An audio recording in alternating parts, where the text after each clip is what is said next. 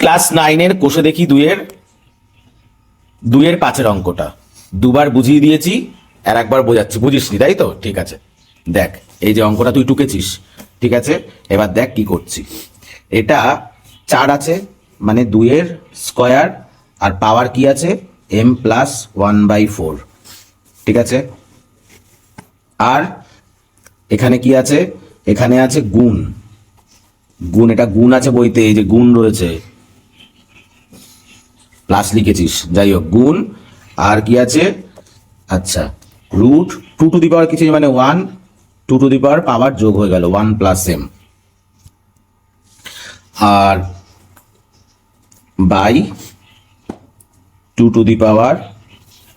2 into 2 - m/2, root ছিল m/2 হয়ে গেল, পাওয়ার যেমন ছিল তেমন লিখলাম।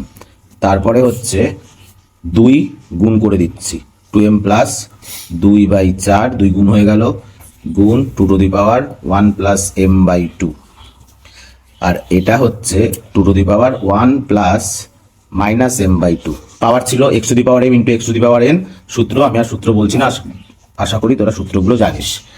এটা লিখলাম। এরপরে 2 কাটলাম, হাফ আসলো। তাহলে কি আসলো? 2 m + হাফ, এটাও 2 ইন্টু x⁻m ইন্টু x⁻n, পাওয়ার যোগ হয়ে গেল m/2। আর নিচে কি আছে? 2 1 - m/2, প্লাসে মাইনাসে মাইনাস, পাওয়ার যা ছিল তাই হলো। এবার কি হচ্ছে? আচ্ছা, পাওয়ারগুলো ভগ্নাংশের যোগ করছি। 4m + 1 + 1 + m, আর এখানেও ভগ্নাংশের, এখানে বিয়োগ হচ্ছে 2 - m, 1/m।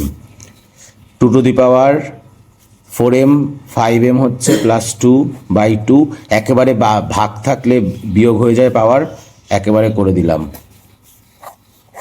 1/m। বিয়োগ করছি 5m + 2 - 2 + m, 1/m।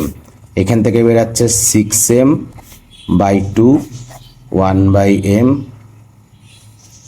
2 3 6, 3m into 1/m, 2³ = 8। বুঝলি পুরো বড় অঙ্কটা? ডিটেলসে আমি করে দিয়েছি, বুঝেছিস?